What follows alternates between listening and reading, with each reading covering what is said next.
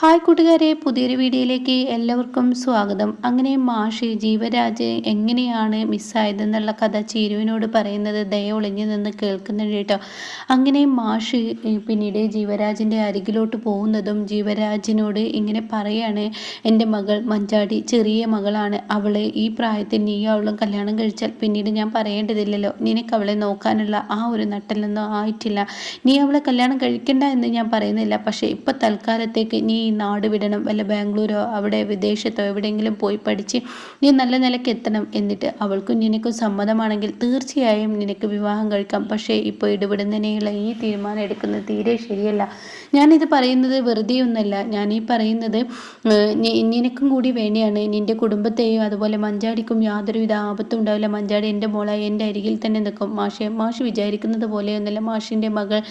മാഷിന് വിശ്വാസമില്ലാത്തത് കൊണ്ടാണ് അവൾ എൻ്റെ അടുത്തോട്ട് വന്ന് പെട്ടെന്നൊരു വിവാഹക്കാര്യം പറഞ്ഞത്. അത് കേൾക്കുന്ന ഗോകുൽ പറയണേ, നീ ആ കാര്യങ്ങളൊന്നും തീരുമാനം പറയണ്ട, എന്തായാലും മാഷ് നീ പറഞ്ഞത് നീ അനുസരിക്കുമെന്ന് പറയുന്നുണ്ട് കേട്ടോ. ഇതേ സമയം ഗോകുൽ ആദ്യം ഇങ്ങനെ കെട്ടിയിട്ട് വെള്ളമൊക്കെ കൊടുക്കുന്നുണ്ട് ജീവരാജിന്. അപ്പോൾ ജീവരാജ് ചോദിക്കുന്നുണ്ട്, നീ എന്തിനാണ് എൻ്റെ പിറകെ ഇങ്ങനെ നടക്കുന്നത്, എന്തിനാ നീ എന്നെ ഇങ്ങനെ ദ്രോഹിക്കുന്നത് എന്ന് പറയുമ്പോൾ, ഞാൻ മാത്രമല്ല വേറെയുള്ളവരുണ്ട്, അതിലുള്ള ആളെ കണ്ടാൽ നിൻ്റെ കയ്യിലെ കയറ് ഞാൻ ഊരുന്നു, പക്ഷെ ആളെ കണ്ടാൽ നിനക്ക് ഓടാൻ കഴിയില്ല, അത്രയും അടിപൊളി ആളാണ് എന്നുള്ള സത്യമൊക്കെ വെളിപ്പെടുത്തുമ്പോൾ ജീവൻ അത് ആരെന്ന് കാണാൻ നിൽക്കുമ്പോഴാണ് മാഷ് കടന്നു വരുന്നത് കേട്ടോ.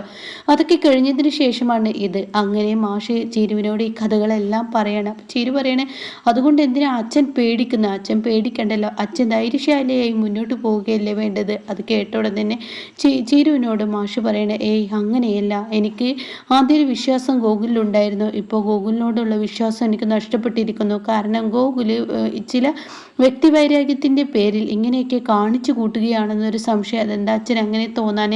അല്ല, മഞ്ചാടിയും ഗോകുലുമായുള്ള ആ ഒരു കല്യാണം ഉറപ്പിച്ചതൊക്കെ നിനക്കറിയില്ലേ, കല്യാണം ഉറപ്പിച്ചപ്പോൾ പിന്നീട് മഞ്ചാടി അവനോട് ചെയ്തതും അങ്ങനെയാണ്. അപ്പോൾ അതൊക്കെ വെച്ച് ജീവരാജനോട് പ്രതികാരം ചെയ്യുമോ എന്നൊരു പേടിയാണ് എൻ്റെ ഉള്ളിലുള്ളത് എന്ന് പറയുമ്പോൾ, സച്ചിസാറിൻ്റെ മകൻ അങ്ങനെയൊന്നും ചെയ്യില്ല എന്ന് പറയണ്ടേ. എന്നാൽ ഇതൊക്കെ ദയ നിന്ന് പുറത്ത് നിന്ന് കേട്ടിട്ടുണ്ട് കേട്ടോ. അപ്പോൾ ഈ സമയം എന്തായാലും പോലീസ് സ്റ്റേഷനിലോട്ട് നാളെ അച്ഛനോടും ഗോകുലിനോടും ചെല്ലാൻ പറഞ്ഞിട്ടുണ്ടെങ്കിൽ കഥകളെല്ലാം പോലീസിനോട് തുറന്ന് പറയണം. അതോടുകൂടി ഈ പ്രശ്നത്തിന് ഒരു പരിഹാരമായില്ലേ എന്ന് ചീരു പറയുമ്പോഴാണ് ഗോകുലിൻ്റെ ഫോൺ കോൾ വരുന്നത്. അച്ഛാ എടുക്ക്, ഗോകുലാണെങ്കിൽ എടുക്കെന്ന് പറയണേ. അങ്ങനെ ആ ഫോൺ കോൾ എടുത്തുടനെ തന്നെ ഗോകുൽ പറയണേ, മാഷേ നാളെ SI നമ്മളോട് പോലീസ് സ്റ്റേഷനിൽ എത്താൻ പറഞ്ഞത് അറിയില്ലേ? ആ അറിഞ്ഞു, എന്തായാലും സത്യങ്ങളെല്ലാം നമുക്ക് തുറന്ന് പറയാൻ, ജീവരാജ് എവിടെയെന്നും നമുക്ക് പറഞ്ഞു കൊടുക്കണം എന്നൊക്കെ പറയുമ്പോൾ ഉടൻ തന്നെ മാഷ് പേടിച്ചിട്ടാണ് കേട്ടോ പറയുന്നത്. ജീവൻ എന്ന പയ്യനെ ഇല്ലാതാക്കിക്കണോ എന്നുള്ളൊരു പേടി ഗോകുലിലുണ്ട് എന്ന് ചിരുവിനോട് പറയുന്നുണ്ട്. ആ സമയം ഗോകുൽ പറയണേ, അതൊന്നും വേണ്ട മാഷേ, അതൊന്നും തുറന്ന് പറയണ്ട, ഇനിയിപ്പോൾ ഞാൻ തുറന്ന് പറഞ്ഞോളാം, അതിൽ മാഷ് മാത്രം ഉൾപ്പെടില്ല, ബാക്കി എല്ലാ പേരും ഞാൻ അതിൽ ഉൾപ്പെടുത്തും. അതെന്താ മോനെ നീ അങ്ങനെ പറയുന്നത്? ഇല്ല, മാഷിൻ്റെ പേര് എന്തായാലും ഉൾപ്പെടുത്തണ്ട, ഞാനും കൂടി തെറ്റ് ചെയ്തതാണല്ലോ. അത് കേട്ട ഉടനെ, വേണ്ട മാഷെ, മാഷ് ഉൾപ്പെടുത്തി കഴിഞ്ഞാൽ തീർച്ചയായും അത് പ്രശ്നമാണ്. മാഷിൻ്റെ മകൾ വാശിക്കാരുത്തിയാണ്, അവൾ സ്വന്തം അച്ഛൻ ഈ ഒരു പ്രവൃത്തി ചെയ്തു എന്ന് അറിഞ്ഞു കഴിഞ്ഞാൽ തീർച്ചയായും മാഷിനോട് പ്രതികാരം ചെയ്യാൻ അവൾ നിൽക്കും, അത് വേണ്ട എന്ന് പറയാൻ കേട്ടോ. അതുകൊണ്ട് തെറ്റുകളെല്ലാം വേണ്ട വിധത്തിൽ ഞാൻ പോലീസ് സ്റ്റേഷനിൽ കൈകാര്യം ചെയ്യുമ്പോൾ മാഷ് തലയാട്ടി നിന്നാൽ മതി എന്നുമുള്ള സത്യം വെളിപ്പെടുത്തി ഗോകുൽ ഫോൺ വെക്കുന്നു കേട്ടോ. ഇത് കേൾക്കുന്ന ചീരു, ശരിയാണ് ഗോകുൽ പറയുന്നത് ശരിയാണ്, മാഷിൻ്റെ മകൾ മഞ്ചാടി എന്ന് പറഞ്ഞ് ശരി തന്നെ അച്ഛാ, മഞ്ചാടിക്ക് വാശിയും ദേഷ്യവും കൂടുതലാണ്, അതുകൊണ്ട് തന്നെ അവൾ അച്ഛനെ ശത്രുവായി കാണും, അതുകൊണ്ട് അത് രഹസ്യമായി തന്നെ ഇരിക്കട്ടെ എന്ന് പറയട്ടോ. ഇത് ദയ നിന്ന് കേട്ടിരിക്കുകയാണ്. എന്നാൽ ഈ സമയം ഇപ്പുറത്ത് സുശീലയുടെ വീടാണ് കാണിക്കുന്നത്. സുശീലയുടെ വീട്ടിൽ ഒരു പോലീസ് കോൺസ്റ്റബിൾ എത്തിയിരിക്കുകയാണ്, ബെല്ലടിച്ചും കൊണ്ടിരിക്കുകയാണ്. ആ സമയം ഇന്ദ്രൻ കയറി വരികയാണ്.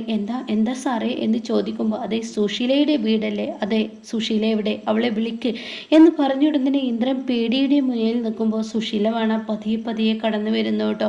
സുശീലയാണെങ്കിലോ പോലീസിനെ കാണുമ്പോൾ കിടുകിട വിറക്കുന്നുണ്ട്. എന്നാൽ ഇന്ദ്രനാണെങ്കിലോ ഉടൻ തന്നെ അമ്മയെ കാണാനാണ് വന്നത്. അതെ, ഞാൻ ഇന്ന പോലീസ് സ്റ്റേഷനിൽ നിന്ന് വരികയാണ്, നിങ്ങളുടെ പേരിൽ ഒരു പരാതി കിട്ടിയിട്ടുണ്ട്, നാളെ 11 മണിയാവുമ്പോഴേക്കും സ്റ്റേഷനിലെത്താൻ നിങ്ങൾക്ക് കഴിയുമോ എന്ന് ചോദിക്കുമ്പോൾ തീർച്ചയായും എന്നെ കൊണ്ട് പറ്റും എന്നുള്ള മറുപടിയും കൊടുക്കണം കേട്ടോ സുശീല. സുശീല.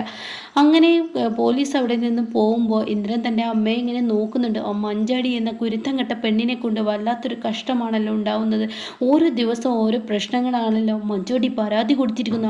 ഞാൻ നല്ലതല്ല അവളോട് ചെയ്യാൻ ശ്രമിച്ചത്, എന്നിട്ട് എന്തിനാണ് എന്നോട് ഇങ്ങനെ ചെയ്യുന്നതെന്നൊക്കെ പറയുമ്പോൾ ഗേറ്റ് കടന്ന് പോകുന്ന പോലീസ് കോൺസ്റ്റബിളിൻ്റെ മുന്നിൽ സുധൻ എത്തിപ്പെട്ടിരിക്കുന്നു കേട്ടോ.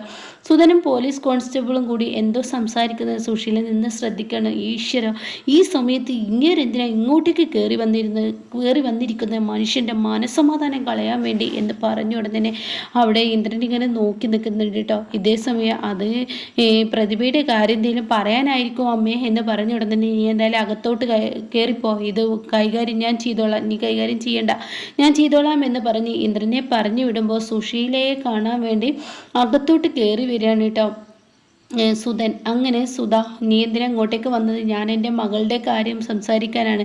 ഞാൻ പറഞ്ഞില്ല സുധ, നിൻ്റെ മകളും ഞാനും ഈ വീട്ടിൽ ഇനി ഒരുമിച്ച് പോവില്ല. അതല്ല സുശീലെ, ഒരു കാര്യമുണ്ട്.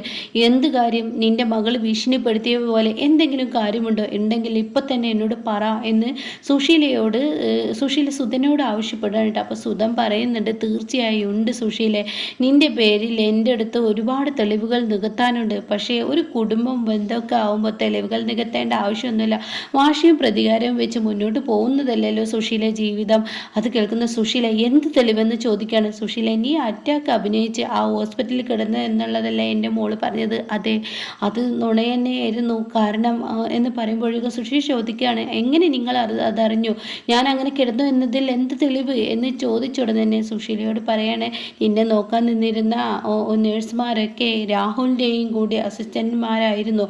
അത് നീ ആലോചിക്കണം. ഇക്കാര്യത്തെക്കുറിച്ച് ആ നേഴ്സ് രാഹുലിനോട് സംസാരിച്ച് രാഹുൽ എന്നോട് പറയുകയൊക്കെ ഉണ്ടായി. രാഹുലിൻ്റെ അടുത്ത് അതിനുള്ള തെളിവുകളുണ്ട് എന്ന് പറഞ്ഞിട്ട് ഇത് കേൾക്കുന്ന സുശീലയുടെ തൊണ്ടയിലെ വെള്ളം വറ്റിയിരിക്കുന്നു കേട്ടോ. ആകെ പേടിയോടുകൂടി സുശീല നിൽക്കുകയാണ്.